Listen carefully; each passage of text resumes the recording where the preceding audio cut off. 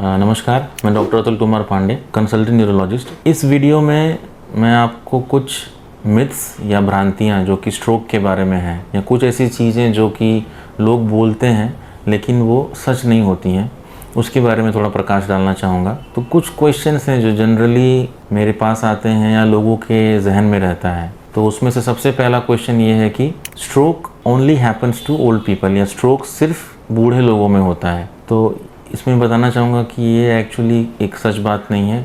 काफ़ी young patients हैं और जिनको स्ट्रोक होता है और होता रहता है।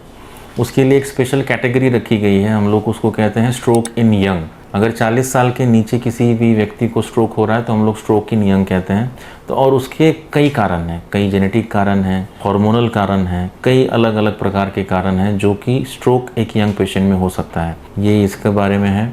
और दूसरा जो मिथ है या भ्रांति है वो है कि स्ट्रोक के जो सिम्टम्स हैं वो अपने आप ही ठीक हो जाते हैं। तो इसमें मैं ये कहना चाहूँगा कि स्ट्रोक जो है अगर हुआ है, स्ट्रोक में एक वैरायटी होती है जिसको हम लोग कहते हैं ट्रांजिएंट इस्केमिक अटैक।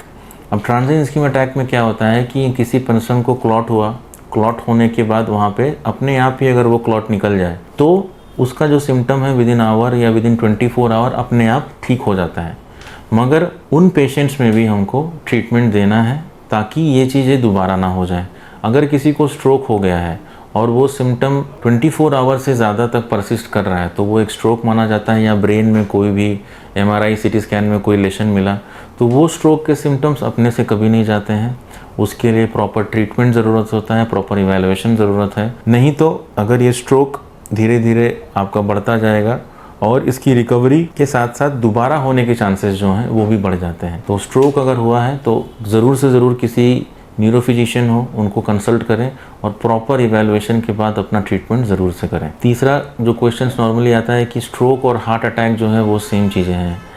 ये नहीं है। स्ट्रोक जो होता है ब्रेन में होता है और जैसे आपको पता है हार्ट से अटैक है तो वो उसको हम लोग मायोकार्डियल इन्फार्क्शन कहते हैं। तो ये दोनों चीज़ों का जो मैकेनिज़्म है, जो तरीका है वो नियर अबाउट सेम है कि यहाँ ब्रेन का ब्लड सप्लाई में इशू हो रहा है और यहाँ पे हार्ट के ब्रेन सप्लाई में इशू हो रहा है। बट इन दोनों के जो सिम्टम्स हैं, इन दोनों के जो लक्षण हैं वो पूरी एक दूसरे से अलग हैं। ट्रीटमेंट प्रोटोकॉल में भी काफ़ी अंतर रहता है दोनों के केसेस में। ये चीज़ जानें, जो स्ट्रोक है या हार्ट अटैक है ये दोनों अलग चीज़ें हैं और ये दोनों अलग तरीके से मैनेज की जाती हैं। अब ये भी सुनने को मिलता है कि जो स्ट्रोक है सिर्फ बदन के एक तरफ में ही होता है या एक साइडेड लकवा को ही हम लोग स्ट्रोक कहते हैं। तो इसमें ये कहना चाहूँगा कि स्ट्रोक के एक टाइप में आपका लकवा रहता है एक तरफ के हाथ या एक तरफ पैर, मगर और बहुत तरीके के प्रेजेंटेशन रहते हैं स्ट्रोक में। वो आप अचानक से अगर आप बोल नहीं पा रहे हैं तो वो भी स्ट्रोक का सिम्टम है। अचानक से आपका बैलेंस नहीं बन रहा है, आपके हाथ पैर तो चल रहे हैं लेकिन अब जब खड़े होने जा रहे हैं तो आप गिर जा रहे हैं। तो ये कॉमनली सेरेब्रल स्ट्रोक में होता है, सेरेब्रल स्ट्रोक में होता है। तो उसमें ये सिम्टम रहते हैं। या आप बेहोश हो गए अचानक से,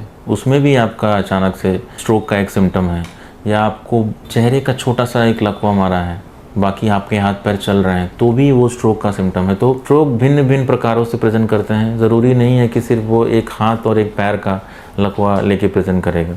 तो ये भी जानना ज़रूरी है कि कितने प्रकार के प्रेजेंटेटिंग सिम्टम्स होते हैं स्ट्रोक। और आखिरी वाला जो क्वेश्चन है वो ये है कि स्ट्रोक जो है जब होता है तो उसके बाद उसकी रिकवरी पॉसिबल नहीं है और रिकवरी होने से भी काफ़ी देर लगती है। तो इसमें मैं कहना चाहूँगा कि स्ट्रोक होने पर जितना जल्दी आप ट्रीटमेंट लेते हैं, जितना जल्दी आप एक प्रॉपर जगह पे पहुँच गए जहाँ पे स्ट्रोक का इलाज होता है, वो बहुत इंपॉर्टेंट है। जैसे मैंने आपको पहले बताया था कि स्ट्रोक, इस्केमिक स्ट्रोक के केसेस में अगर आप 6 घंटे के पहले पहुँच रहे हैं और आपने थ्रोम्बोलाइसिस करा लिया है तो ये देखा गया है कि उन पेशेंट्स में कभी कभी तो दूसरे तीसरे दिन से ही पूरा वो चलने लगते हैं, या इवन जो रिकवरी है 1 महीने 2 महीने में होना शुरू हो जाता है। तीसरा ये है कि अगर स्ट्रोक हुआ भी है तो प्रॉपर मेडिकेशन के साथ, प्रॉपर फिजियोथेरेपी के साथ, अगर आप अपने न्यूरोफिजिशियन और फिजियोथेरेपिस्ट के साथ अच्छे से कोऑपरेट कर रहे हैं तो जो रिकवरी है काफ़ी अच्छे से और काफ़ी बेहतर होती है और काफ़ी जल्दी होती है। तो ये कहना बड़ा ही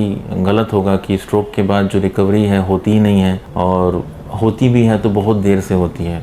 it is time taking, but अगर आप प्रॉपरली टाइम से थेरेपी स्टार्ट हो गया है, टाइम से आपने सारी चीज़ों को किया, फिजियोथेरेपी किया और बाकी रिस्क फैक्टर्स को मैनेज किया तो स्ट्रोक बहुत जल्द भी ठीक किया जा सकता है। तो होपफुली मैं ये कुछ मिथ्स हैं, कुछ भ्रांतियां हैं जो मैं आपकी दूर कर सका। और आपके अंदर अगर कोई ऐसा मिथ है या आपके दिमाग में ऐसा कोई भ्रांतियां हैं जो आपके दिमाग में चल रही हैं, तो आप मुझसे पूछ सकते हैं, आप नीचे कमेंट पे लिख सकते हैं और मैं आपका वो जो मिथ है वो क्लियर करने का कोशिश करूँगा। होपफुली ये कुछ चीज़ें मैं आपको अच्छे से समझा सका। मैं doctor Atul Kumar Pandey, neuro physician, neuro hill, Aliganj, Lucknow. आपको अगर अपने लव्ड वन या आस पड़ोस में जो भी अगर कोई भी लोग जो न्यूरोलॉजी के प्रॉब्लम से ग्रसित हैं या स्ट्रोक के प्रॉब्लम से ग्रसित हैं, उनको यहाँ पे अपॉइंटमेंट लेकर दिखा सकते हैं। मैं हमेशा आपका हेल्प करने को रेडी हूँ। Thank you.